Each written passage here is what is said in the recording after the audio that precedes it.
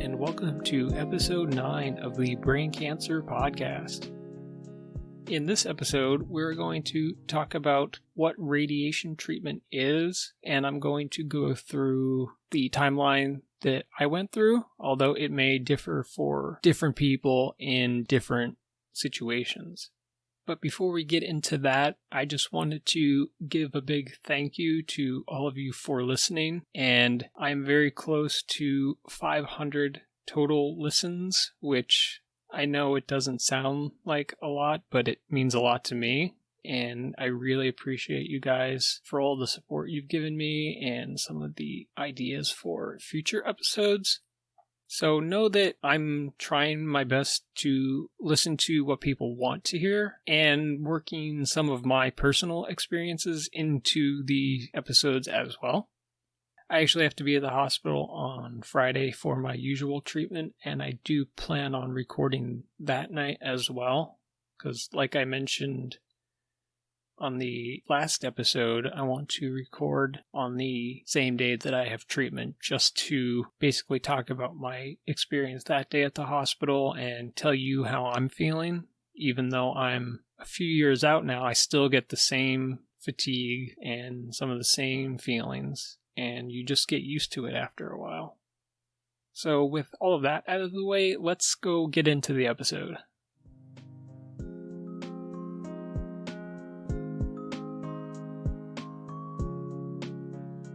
So after you've had your surgery, when you've recovered enough to proceed to the next phase of your treatment, you will most likely have some combination of radiation treatment and chemotherapy or radiation and a clinical trial. Now, with both of those situations, we have to understand what radiation treatment actually is. It is a form of ionizing radiation that looks to knock the electrons off of the atoms in your strands of DNA. And once the DNA is damaged, the cancer cell is going to die.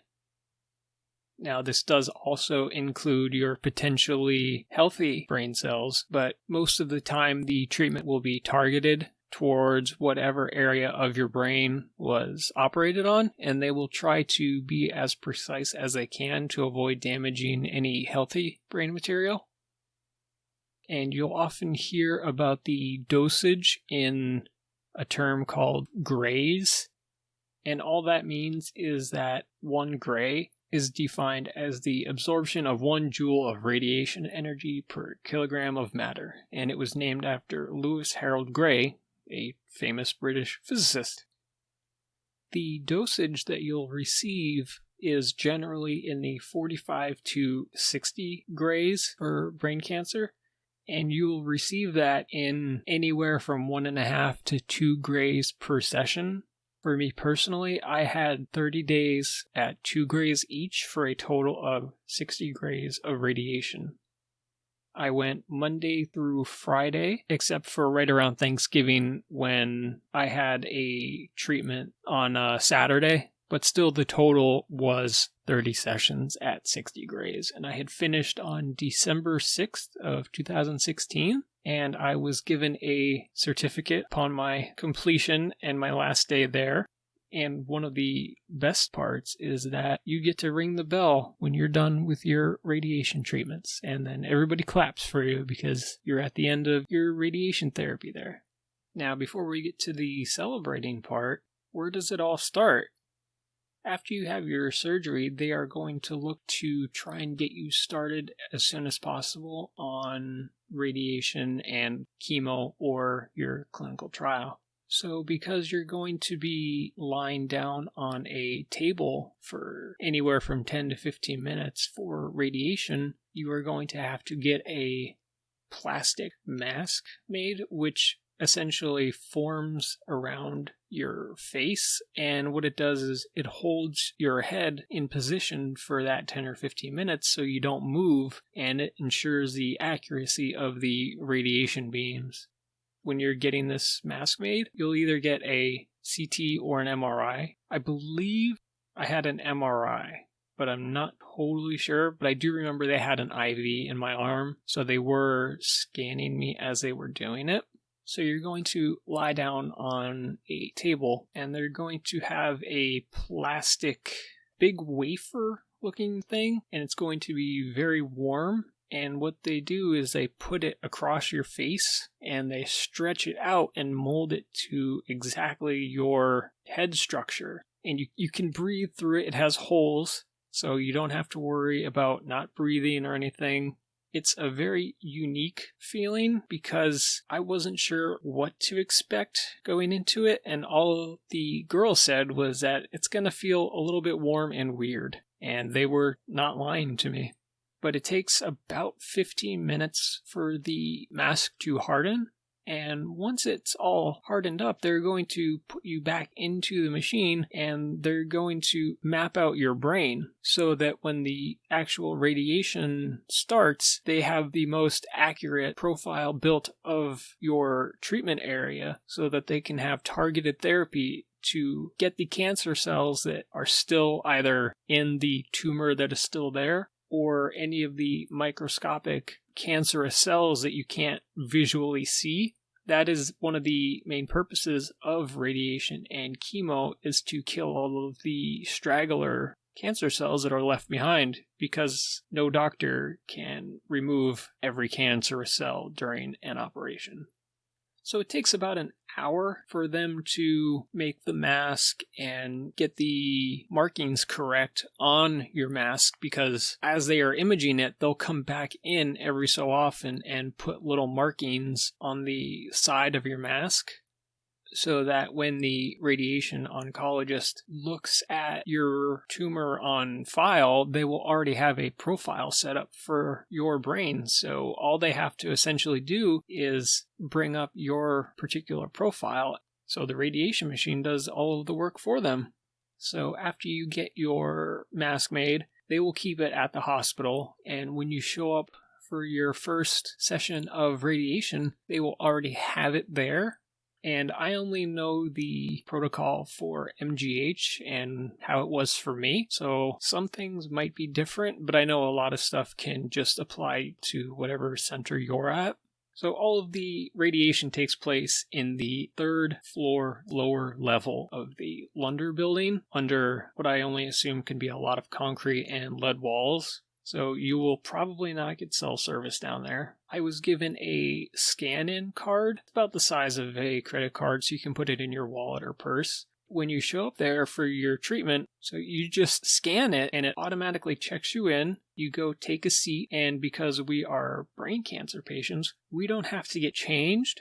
We just have to sit there and wait. They were always pretty good. I never had to wait more than 10 minutes. You just go in and you get your choice of whatever music you want to listen to. I would usually just tell them 80s metal. I don't know if they appreciated that as much as I did, but it's what I wanted to listen to. So what happens is they will fasten the mask that you had made down to your face. After a couple sessions, it's just routine and you can breathe fine. There's nothing to worry about. And the radiation machine that they have at MGH, it literally moves around you, so you stay in one spot, and the machine goes to the various points that have already been plotted at your simulation scan and administers the radiation dose. It takes anywhere from 10 to 15 minutes, depending on your dosage and other factors. But mine was always about 10 minutes, and then you're free to go. So I would take the train to MGH, go get my scan, and 20 minutes later I was back on the train, headed home. So I did that for 6 weeks, and along that 6 weeks I was also doing weekly infusions of the trial drug that I was on as part of the trial. It had to start on the same day that you receive your radiation. I had a once-a-week meeting with the radiation oncologist. It was always on a Wednesday, and it's basically just for the radiation oncologist to see how you're doing, how you're holding up, if there's anything you need.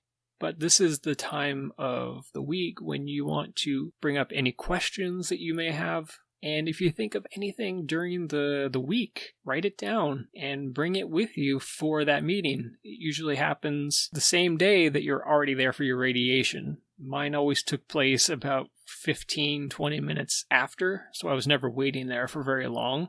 but it's just a pretty casual meeting, but it is a good chance for him to see how you're doing both physically and mentally. So just be honest with them and let them know if you're having any problems or if you need any help with anything, and they will definitely work with you to make it as comfortable as possible. Now, with radiation, we're going to have to talk about some of the side effects. There can be quite a few. So some of the most common side effects of the radiation is skin irritation.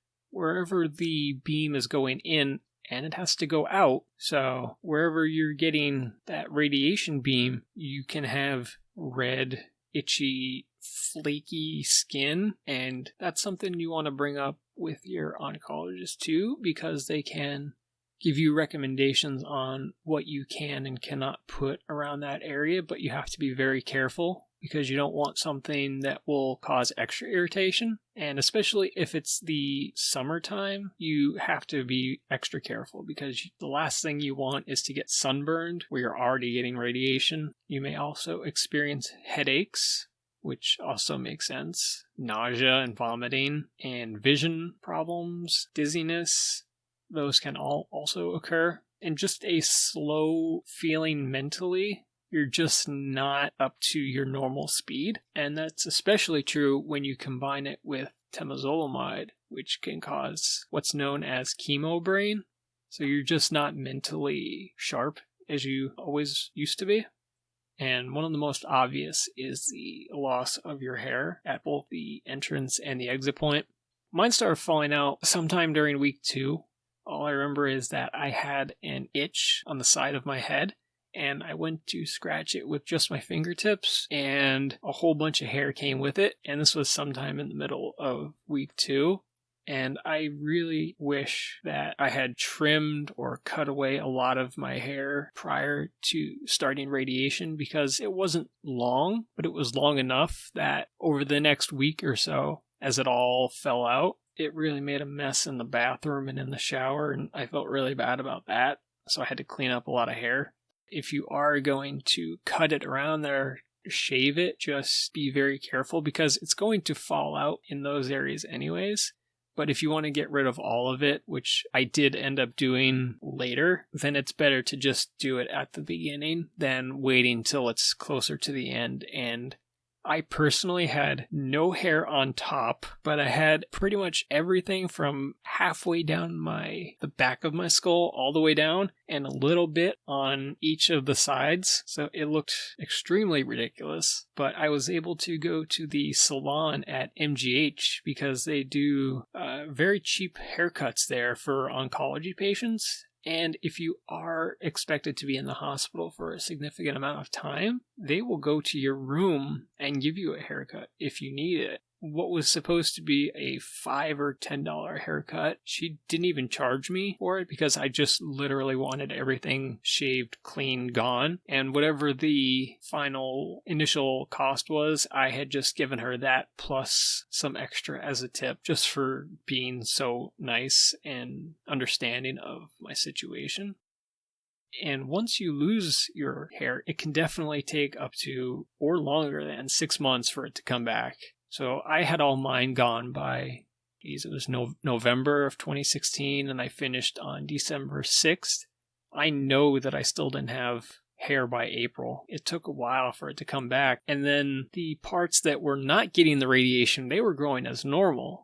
So I kept having to reshave the back part and the sides because they kept growing back in. So I basically just wore a beanie for almost a year straight until all of my hair was somewhat the same length and I could style it enough that it would cover up my scar. So even after I went back to work, there were new people there. And when I came in a few months later and I didn't have my beanie on, people were like, "Oh, I've never seen you without your hat on." And I'm not a hat person at all, but I got really used to wearing beanies during that time, and I still wear them to this day because I just like the way that they look and feel, and I always keep one inside of my winter jacket with me anyways, because I just like them and they help keep my head warm. Now the other big one is the fatigue. The fatigue really hit me right at the end of week 5, and I could really feel it going into week 6, which was right at the end of November, beginning of December. And because you're getting constant radiation every day, well, 5 out of 7 days a week, all of this radiation starts to build up, and as the radiation is killing off the tumor cells and sometimes some healthy brain cells, your brain is working extra hard to not only keep the rest of your body running, but try and repair and maintain your mental health as well. The fatigue, it was definitely the worst in the 2 to 3 months that actually followed the completion. So I was home in Pennsylvania for Christmas, and that was only 3 weeks after I had finished my radiation treatments, and it was just an exhausting experience. I tried to be as available as I could for everybody and for my family and friends, but at some points I just had to say that I have to go take a nap because I am just exhausted. You can expect that feeling to slowly get better, but it took me about 6 months, and it could take even a little bit longer to sort of feel, I guess, normal again and back to your regular amounts of energy. But even still, years later, you're still going to have that fatigue. It's just going to be a part of your life going forward. Now, there are ways that you can combat it, such as getting enough sleep. I know I've talked about this before, but trying to get at least that 8 hours of sleep will benefit you. And don't be afraid to take a nap during the day. Your body is telling you that it needs a break, so listen to your body. And that also goes with eating a healthy diet. Don't just eat junk food and empty calories and ignore your own physical health, because garbage in equals garbage out. You can also combat the fatigue by light exercises. I personally enjoy walking. There's other activities you can do like yoga or possibly swimming. It depends on how your head is, but walking is a very good one, or light cardio work. Some people can really beat their fatigue by being more active, and that is very true because it gets your natural endorphins going. And if you just sit around, then your body is not going to have any reason to wake itself up. If you feel better physically and you feel better mentally, then you can combat most of the symptoms of the fatigue, although you still have to recognize when enough is enough and take a break, take a nap. You have to think about yourself during this time, or if you are a person who lives with somebody with a brain tumor and they are going through the treatment, be understanding of them, because it is very difficult when you're trying to do X, Y, and Z, but at the same time, your body is telling you that you need to take a break, get a snack, and just sit down and relax for a little bit. So I think that's most of the side effects, but there are, of course, others, and your doctor will give you a paper or printout which will list some of the other things that you may expect. When you talk to your radiation oncologist, ask them for all of the information about how much you're getting, what the plan is, and ask what type of services the hospital can provide to help you get through this time. I know a lot of services are operating at less than optimal rates right now because of all of the pandemic issues, but there's still a lot that you can do either on your own or with your partner, with your family, which can help get you through the radiation process. I think people might feel the most anxiety with getting the mask made because it is a little claustrophobic, but there are holes in it, you can breathe well, and you get used to it very quickly. The radiation itself is painless. You get to listen to your own music, and going back to the beginning of this episode, you get to ring the bell, and sometimes you get a certificate, which I will post a picture of in the show description and on the website. Almost forgot to add that at the end of your radiation treatment, you still have a mask. It's up to you what you want to do with that mask. Some people just leave it there because they never want to see it again, which is fine. Some people take it home so they can destroy it, which is also fine. There are some people who bring it home and figure it is a piece of their history. I've kept mine, and I will also post some pictures of that in the show description and on the website. I'm also going to try and find some pictures of people that have turned their radiation masks into pieces of art. Now, you can get all sorts of creative with something like this. You can make some sort of awesome Halloween decoration that looks like it's coming through the wall at somebody. You could turn it into some sort of abstract wall art. It's totally up to you, but do whatever you feel would give you the most closure with it. I personally still have mine here because I just wanted to have it as something to remember a very difficult time of my life that I've gone through. But if it helps to smash it, then it helps to smash it. If it helps to just leave it there and never think about going for radiation again, then you do you. It is totally your call, and no choice is wrong in that situation.